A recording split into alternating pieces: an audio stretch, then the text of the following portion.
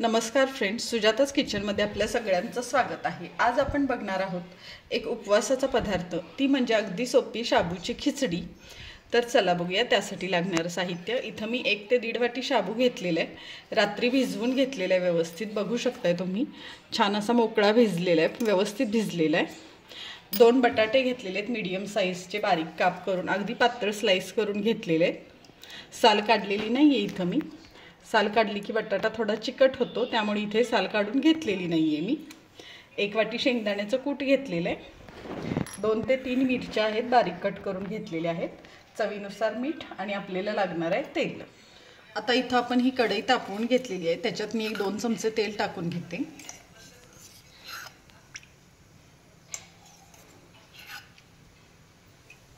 तेल थोडंसं तापलं की ज्या आपण मिरच्या कट करून घेतलेल्या आहेत त्या टाकूया। त्याच्यावर झाकण ठेवूया, म्हणजे मिरच्या आपल्या उडणार नाही, चटका बसणार नाही। गॅस मीडियमच आहे। आता आपण झाकण काढून बघूया। तुम्ही बघू शकता आता 1 अर्ध्या मिनिटानंतर आपल्या मिरच्या छान भाजलेल्या आहेत तेलामध्ये। आता आपण बटाटा टाकून घेऊया।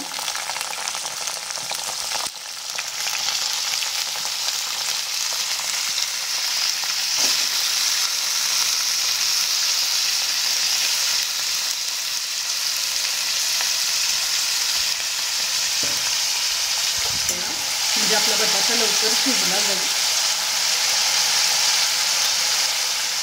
आणि आता बारीक गॅस करून हे 1-2 मिनिट आपण झाकून ठेवूया। 1 अर्धा मिनिट झालेला आहे आपला बटाटा शिजवायला ठेवून। बघू शकताय तुम्ही, बऱ्यापैकी बटाटा आपला सॉफ्ट मोकळा वाटतोय। अजून 1 मिनिटभर आपण झाकून ठेवून बटाटा शिजवून घेऊया। झाकून ठेवूया आता आपण हा बटाटा। आणि हा बटाटा आपला जोपर्यंत शिजतोय तोपर्यंत आपण इथं जे शाबू घेतलेले त्याच्यात शेंगदाण्याचं कूट मिक्स करून घेऊया। शेंगदाण्याचं कूट तेलात टाकलं की खिचडी खूपच तेलकट होते, त्यामुळे शेंगदाण्याचं कूट शक्यतो तेलात टाकायचं नाही, असं शाबूत मिक्स करूनच घ्यायचं, नाहीतर खूप अशी तेलकट वाटते खिचडी। शेंगदाण्याचं कुटाचं प्रमाण तुम्हाला हवं तसं कमी जास्त करू शकता। कुणाकुणाला नाही आवडत जास्त अगदी कूट असं। आता आपलं हे छान मिक्स झालेलं आहे। आता हे असंच आपण ठेवूया आपले बटाटे शिजूपर्यंत। आता आपलं 1 मिनिटभर झालेलं आहे बटाटा शिजायला ठेवून। बघूया आता आपण बटाटा। बघू शकता तुम्ही, बऱ्यापैकी आता बटाटा सॉफ्ट झालेला आहे आपला, शिजलाय बटाटा। बघू शकताय तुम्ही, बटाटा व्यवस्थित शिजलेला आहे आपला। एक अजून थोडंसं मी परतून घेते मीडियम गॅसवर। मीठ टाकल्यामुळे असा बटाटा कच्चा जरी आपण टाकला तरी छान शिजतो आणि पटकन शिजतो, आधी शिजवून घ्यावा नाही लागत। आणि पुन्हा आपले शाबू बरोबर पण बटाटा परतला जातो। आता आपण शाबू टाकून घेऊया, जे आपण शेंगदाण्याचं कूट मिक्स करून ठेवलेले आहेत ते।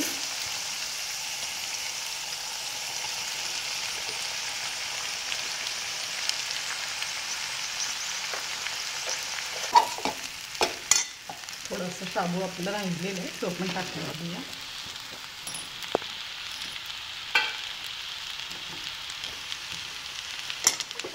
पुन्हा एकदा हे छान सगळं परतून घेऊया आपण।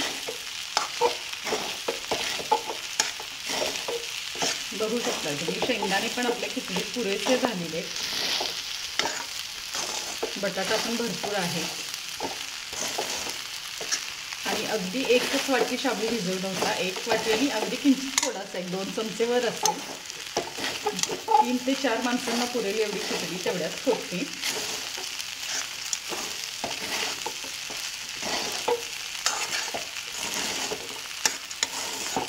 शाबू भिजवताना 1-2 वेळा धुवून घ्यायचा आणि मगच भिजवत ठेवायचा, नाहीतर शाबू थोडासा चिकट होतो नाही धुतला तर। आता आपण हे झाकून ठेवूया आणि गॅस बारीक करूया।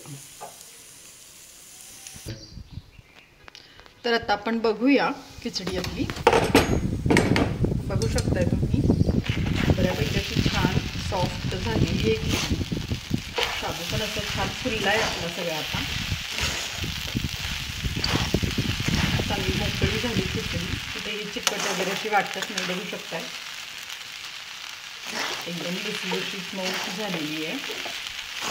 पुन्हा एकदा छान मिक्स करूया सगळी।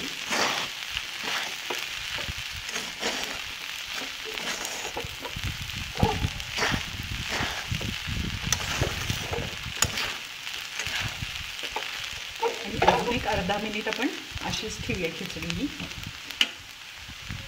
आणि अर्धा मिनिटानंतर काढून घेऊया प्लेटमध्ये। तर फ्रेंड्स, तुम्ही बघू शकता आपली ही शाबूची खिचडी खूप सुंदर झालेली आहे, एकदम सॉफ्ट लुसलुशीत झालेली आहे। शाबू एकसारखा आपला फुगलेला आहे, फुललेला आहे, कलर पण खिचडीला एकसारखा छान आलेला आहे। व्यवस्थित वाफवली तर खिचडी छान होते, जर अर्धवट वाफवली तर थोडासा शाबू असा पांढरट पांढरट दिसतो, तो खाताना पण थोडासा पिठाळ लागतो। त्यामुळे खिचडी व्यवस्थित वाफवायची, एक अर्धा मिनिट एक्स्ट्रा वाफवली तरी चालते, पण व्यवस्थित वाफवूनच घ्यायची। तर बघू शकता तुम्ही आपली खिचडी खूप छान झालेली आहे आणि एकदा नक्की ट्राय करा। अशाच रेसिपीसाठी सुजाताज किचनला लाईक करा, शेअर करा, सबस्क्राईब करा। धन्यवाद।